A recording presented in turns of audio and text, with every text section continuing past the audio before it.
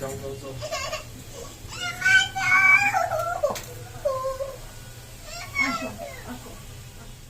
Hello, আজকে চলে এসেছি ফ্রেঞ্চ ফ্রাই রেসিপি নিয়ে। এটা কেউ পারে না এমন নেই।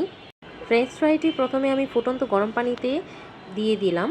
ফুটন্ত গরম পানিতেই দিতে হবে, নতুবা ফ্রেঞ্চ ফ্রাইটি একদম তেনিয়ে যাবে। তারপরে হচ্ছে আমি একটা বরফের টুকরা নিয়েছি, ফুটন্ত গরম পানি থেকে নামিয়ে আমি ফুটন্ত গরম পানি থেকে নামিয়ে সাথে সাথে বরফ পানিতে ভিজিয়ে রাখবো কিছুক্ষণ।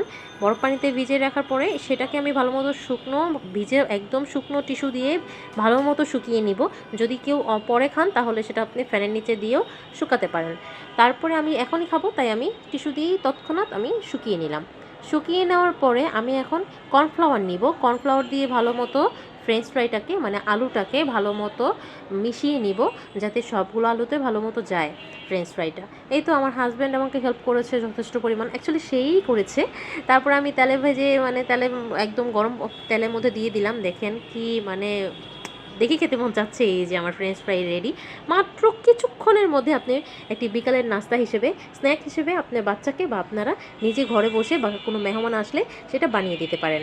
ভালো লাগলে অবশ্যই ভিডিওটি শেয়ার করবেন এবং লাইক বা ফলো দিতে ভুলবেন না। Thank you so much.